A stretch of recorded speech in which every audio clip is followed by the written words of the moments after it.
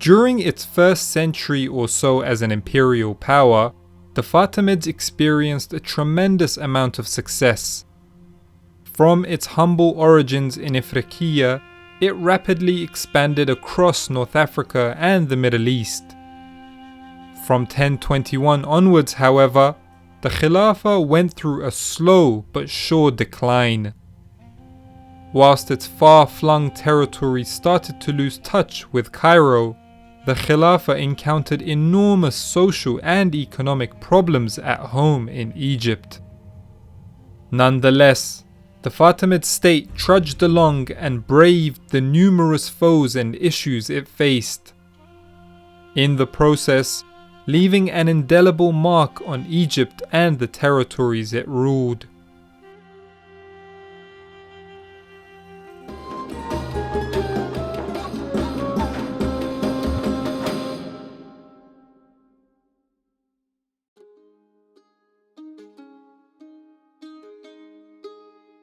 The period following the mysterious disappearance of al-Hakim in 1021 saw a downward trajectory of the Fatimid state's prestige and power. In this regard, one thing that immediately became obvious after 1021 was the rapid and dramatic decline of the Caliph's personal authority. In conjunction with a few other factors, this led the Fatimid state to experience incredible turbulence from within. Out of the last 8 Caliphs that they had from 1021 until the end of the dynasty in 1171, 6 of them ascended while still minors. As a result, the door was opened for other actors to fill the vacuum of authority left in the absence of a strong leader. Prior to his death, al-Hakim had nominated his nephew Abdulrahman ibn Ilyas as his successor. But al-Hakim's sister, Sitt al-Mulk, was a powerful presence in the Fatimid government and engineered the succession so that al-Hakim's son, al-Zahir, could come to power. Until her death in 1023, imperial authority was largely wielded by Sitt al-Mulk. After her death, the person with the most power at the royal court became al-Jarjarai. A man who once fell victim to al-Hakim's displeasure and had both of his hands cut off, al-Jarjarai would remain the vizier for the next 2 decades. In 1036, the trend of minor caliphs ascending the throne was continued by al-Zahir's 7-year-old son and successor, al-Mustansir. Even when the Khalif came of age, power was not necessarily in his hands. After al-Jarjarai's death in 1045, the Khalif's mother, Rasad, played a domineering role in dictating Khalifal authority. A key consequence of her involvement in state affairs was the intensification of ethnic tensions within the army. Divisions within the Fatimid army could be traced back to Al-Aziz's reign, when the Masharika and Maghariba, represented by the Berbers and Turks respectively, clashed. Even though these 2 ethnic groups were the largest contingents, the Khilafah's army was a multi-ethnic force, comprising of Byzantine Greeks, Daylamites from northern Persia, and black African soldiers who, despite having a variety of ethnic backgrounds, were grouped together.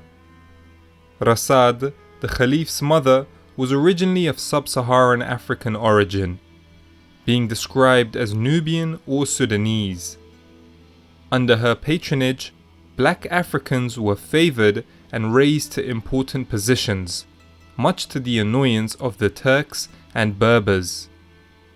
These tensions were exacerbated by the fact that by the 1060s, Egypt's fiscal administration had broken down, and therefore the Khalif and his viziers sometimes found it difficult to pay their soldiers. This in turn led to the soldiers becoming more aggressive in their demands for restitution. A similar set of circumstances had befallen the Abbasids in the 9th and 10th centuries. It was not uncommon for Fatimid soldiers to take matters into their own hands and try to plunder wealth from ordinary, defenseless citizens throughout the Nile Valley and Delta.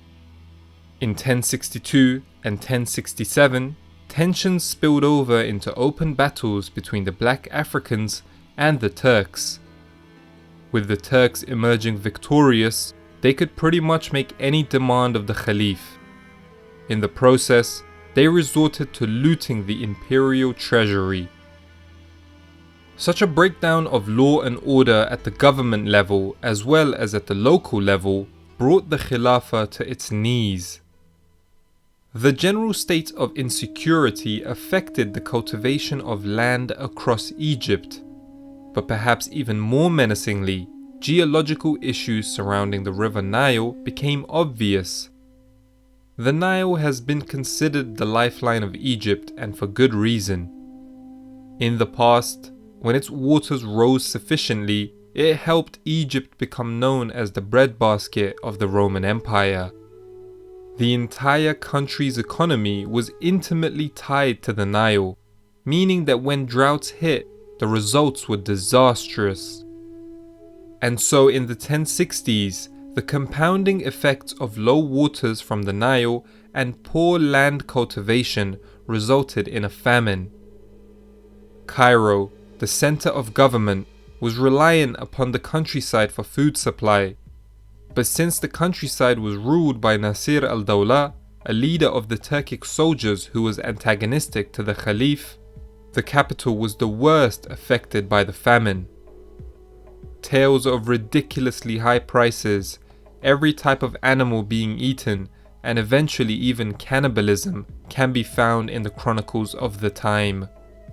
It is said that Khalif al-Mustansir was able to feed himself only with the generous charity of his citizens. To make matters worse, in 1070, Nasir al-Dawla, from his seat in Alexandria, switched his allegiance to the Abbasids and requested troops from the Seljuk Sultan Alp Arslan. The Fatimid state was now literally on the verge of destruction.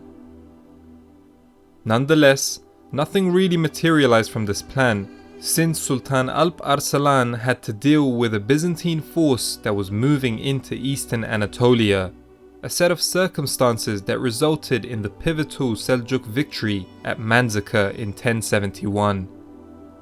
In late 1073, in a rare show of his Khalifal authority, al-Mustansir took the initiative to call upon Badr al-Jamali, an Armenian Fatimid general who was contending with the troublesome Seljuk-affiliated Turkoman nomads in Syria. Badr had a disciplined force, largely comprised of fellow Armenians that were loyal to him. Therefore, he was well situated to bring an end to the chaos and anarchy which afflicted Egypt at the time. In some senses, Badr evoked the image of Jawhar 100 years prior, bringing peace and stability to Fatimid Egypt through his sheer hard work and determination. By 1076, Badr had conquered the entire country in the name of the Fatimids once again. In the process, he instituted the rule of the Viziers of the Sword, in which a series of military strongman viziers assumed executive authority over the realm.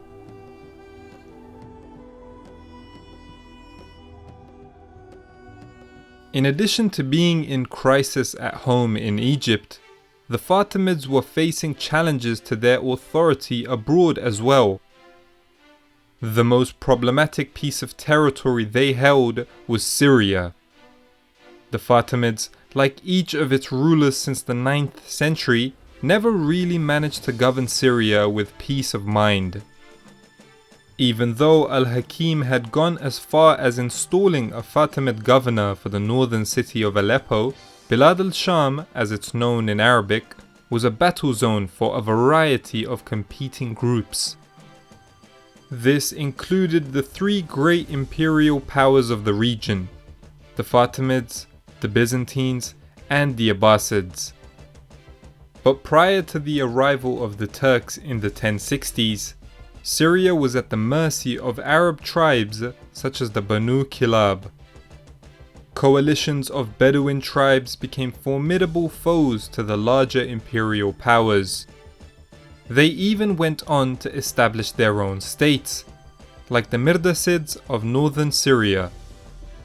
Despite this, the Fatimids were able to secure control over Syria in the 1030s thanks to the efforts of the energetic general Anushtagin al-Dizbari. An ethnic Turk, he was born in Transoxiana and entered Fatimid service through the Elman system of slave soldiers.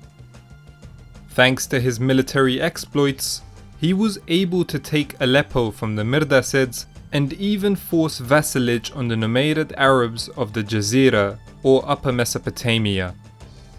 But Anushtagin fell prey to the chaos of the court in Cairo when he ran afoul of the vizier al-Jarjarai and was accused of treason. In the end, he was only spared of a violent punishment by his ailing health that led him to dying of natural causes in 1042. And with his death, Aleppo slipped out of the Fatimids' control. Anushtaghin's successor in Syria, the aforementioned Nasir al-Dawla, was unable to replicate his predecessor's success. The new governor found it difficult to enforce Fatimid authority over Syria, especially the northern territory around Aleppo. In the midst of this downward trajectory of Fatimid power, they accomplished what can be argued to be one of their most impressive achievements, at least on paper. In Iraq, a disaffected Turkic officer, al-Basari, in conjunction with the propaganda activities carried out by Ismaili da'is, resulted in Fatimid sovereignty being accepted throughout the major cities. In 1057, Mosul submitted, and the following year, the capital of their Abbasid rivals, Baghdad, followed when the khutbah was read out in the name of the Fatimid Caliph. But the sovereignty of the Fatimids was only recognized in Iraq for a year, because a new and dynamic force had emerged as a key player in the Middle East, the Seljuk Turks. In 1059, the Seljuk Sultan Tughril forced the Fatimids out of Baghdad and restored the Abbasids to their ancestral capital. This move precipitated Seljuk aggression in Syria and Palestine during the 1060s and 70s. By 1070, Aleppo and northern Syria fell under Seljuk authority. Almost a decade later, in 1079, Damascus and the southern half of Syria also fell to the Turks when the Seljuk Sultan Malik Shah sent his ambitious brother Tutush to bring it under the Seljuk fold. In Palestine, the Fatimids could only hold on to Ascalon and a few coastal towns such as Tyre, Sidon, and Acre, all of which were permanently lost to the incoming Crusaders at the beginning of the 12th century. The Seljuks even forced the khutbah in Mecca to be read in the name of the Abbasid Caliph once again from 1088 onwards. These setbacks, however, did not dishearten the Fatimids from trying to persistently get involved in the Levant's affairs. But these brave attempts at political relevancy were often temporary. For example, despite taking over Jerusalem from the Seljuks in 1098, they only managed to hold on to it for a year before the Crusaders dislodged them at the culmination of the First Crusade. With so much focus on Egypt and the Levant, one is almost tempted to forget that the Fatimid state originated further west in Ifriqiya. When Al-Mu'izz moved his government and capital to Cairo, the entire focus of the Khilafah shifted eastwardly. The Maghreb was left to the Zirid Berber dynasty, which had been involved in the Fatimid state since its early days. Whilst the move to Cairo helped the Fatimids expand into the Middle East, it also facilitated their original power base in the Maghreb to slip away. Although this process was gradual and in some ways natural, in 1048 the The Zirids formally declared their independence from the Fatimids when they renounced the Shia creed and read the khutbah in the name of the Sunni Abbasid Khalif. What followed next is an understudied yet crucial event in the history of the Maghreb. As we've already touched upon, the Fatimid central state was experiencing turbulence in this period. Therefore, they did not have the military capability to send an expedition out west. Instead, what they decided to do was send Arab Bedouin tribes like the Banu Hilal to punish their former allies. The invasion of the Bedouin tribes brought chaos and destruction to Ifriqiya, so much so that the Zirids never really recovered from its shock. The great city of Cairo was sacked and never regained its former splendor. The Fatimids celebrated this success, especially since it forced the Zirid ruler to briefly pledge his allegiance back to the Khalif in Cairo. But the fact still remained: Fatimid authority in Ifriqiya and beyond no longer held any real weight. Further north, in Sicily, the Fatimids were represented by the Kalbids, who, like the Zirids, were involved in the Fatimid state from its early days. The Kalbids in Sicily still bore the name of the Khalif on their coins even during the reign of al-Mustansir, but in practice, Cairo no longer had any power over Sicily, and even seems to have lost interest in it. The Kalbid downfall in 1053 brought whatever control the Fatimids had left over the Mediterranean island to an end. When the Normans were conquering Sicily from 1061 to 1091, Cairo did next to nothing to prevent it from happening. After all, they did have their own internal issues to worry about. In the backdrop of Fatimid authority diminishing abroad, Yemen stood alone as a unique example where loyalty to Cairo remained fairly strong until the end. The Sulayhid dynasty controlled much of Yemen for about 100 years until the 1130s.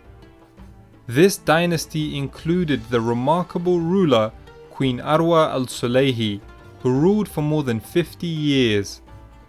After her death in 1138, the dominant power in Yemen became the Zurayhids, who stayed loyal to the Fatimids. Both the Sulayhid and Zurayhid dynasties grew out of the Fatimid-sponsored Ismaili Dawa program. The reign of al-Mustansir saw the peak of the Fatimid Dawa, and its da'is were active from India to Khorasan and from Iraq to Transoxiana.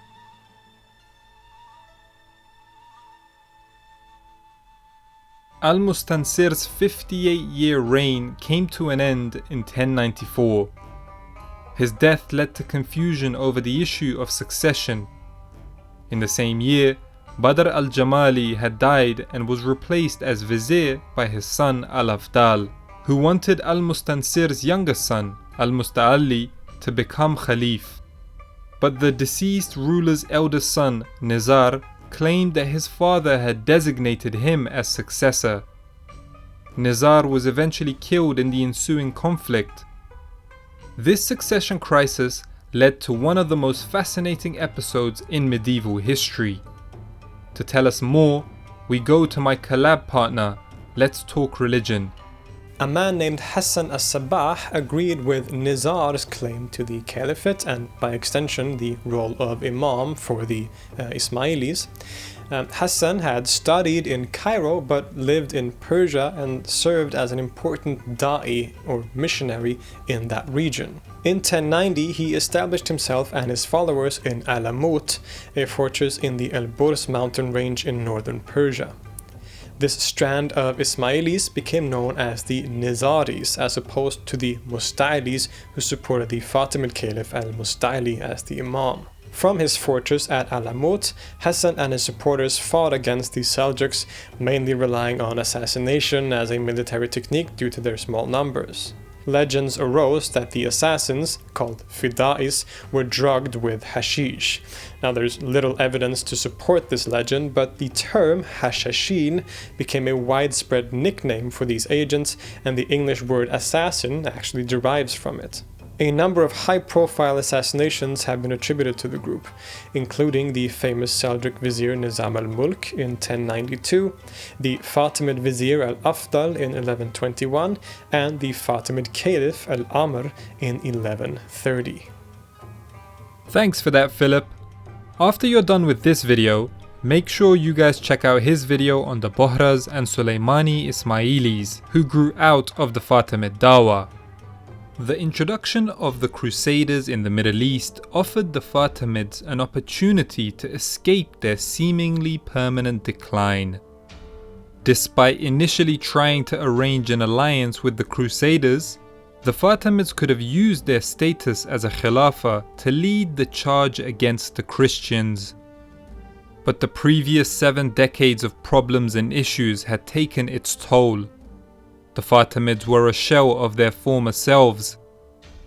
In the first 2 decades of the 12th century, the Crusaders had stripped the Fatimids of all of its Levantine coastal territories. In 1117, the Kingdom of Jerusalem even launched what would become a failed invasion of Egypt.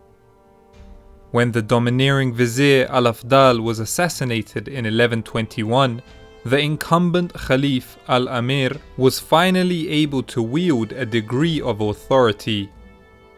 4 years later, he got rid of al-Afdal's successor and ruled without a vizier for the rest of his reign, marking the first time since al-Hakim a century earlier that the office of Khalif could reclaim absolute authority. Al-Amir was unable to enjoy the fruits of his newfound importance. In 1130, he was assassinated by Nizari assassins. His death led to yet another schism within Shia Ismailism, and consequently another succession crisis. Al-Amir left his only son, the 6-month-old al-Tayyib, to succeed him. Soon enough, Al-Amir's cousin, Abd al-Majid, established himself as the regent to the infant ruler, who subsequently mysteriously disappeared. A few weeks later, Qutaifat, a son of the deceased vizier al-Afdal, led a military uprising and took the office of vizier. Qutaifat's rule was remarkable, not least of all because he proclaimed that the Fatimid Khilafah had been abolished and he looked to distance himself from Ismailism. But a year later, in December 1131, Qutaifat was assassinated by Fatimid loyalists, and Abd al-Majid was freed after having been imprisoned for the previous 13 months. Abd al-Majid then took the regnal name of al-Hafiz and proclaimed himself as Khalif and Imam in early 1132, thus breaking the 10-generation-long tradition of father-to-son successions. His accession further divided the Ismaili community between the Hafizi, those who accepted al-Hafiz's right to rule, and the Tayyibis, those who accepted the infant al-Tayyib's right to rule. The rest of al-Hafiz's reign was similarly marred by chronic instability. Whilst things were fairly quiet on the external front, Egypt itself was racked with uprisings and power struggles. These issues were made worse by problems with the Nile floods throughout the 1140s. Despite the litany of issues he faced, al-Hafiz managed to regain some Khalifal sovereignty back, choosing to rule without a vizier for the last 10 years of his reign. This situation changed dramatically after his death in 1149. From that point on, it can be said that Fatimid Khalifs stopped exercising royal authority. Instead, power was solely concentrated in the hands of competing viziers whose feuds laid bare the weakened foundations of the Fatimid state. The viziers even felt confident enough to murder the Khalif, as was the case with al-Hafiz's successor, al-Zafir, in 1154. As is often the case in history, the collapse of a former great state opens the door for neighbouring powers to take advantage. With the Fatimids on their way to completely disintegrating, the 1160s saw both Amalric I of the Crusader Kingdom of Jerusalem and the ruler of Syria, Nur al-Din Zengi, try to incorporate Egypt into their respective realms. When the Fatimid vizier Shawar requested aid from Nur al-Din, the Zengid ruler sent his Kurdish general Shirkuh to Egypt. Shirkuh was accompanied by his young nephew Salahuddin Ayyubi, or as he's known in the West, Saladin.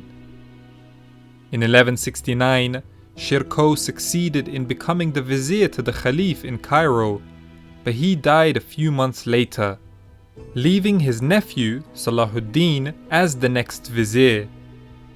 For the next 2 years, Salahuddin strengthened his base in Egypt. Finally, in 1171, the last Fatimid Khalif, al-Adid, died, with some suspecting Salahuddin of having poisoned him.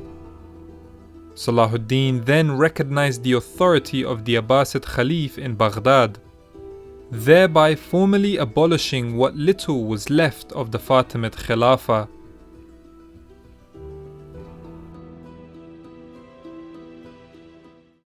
In the 250 years or so that the Fatimid Khilafah existed, it proved itself to be a fascinating state that is well worth studying by students of the past. More so than anything, it had an eclectic identity that merged various elements together to form a unique character. The Fatimids had Arab roots. Its early support base depended upon the Kutama Berbers. It ended up employing large numbers of Turks and Sub-Saharan Africans within its army. It also had numerous viziers with Jewish and Christian origins. Not to forget the generations of Armenian viziers it had. And whilst the majority of its citizenry were Sunnis, it was the only Shia Khilafah in history. As usual, I want to thank my patrons for their generous support. If you want to support the channel, there's a link to my Patreon in the description to this video. Make sure you guys check out Let's Talk Religion's video on the Bohras and Sulaimani Ismailis who grew out of the Fatimid Dawah. Until next time, peace.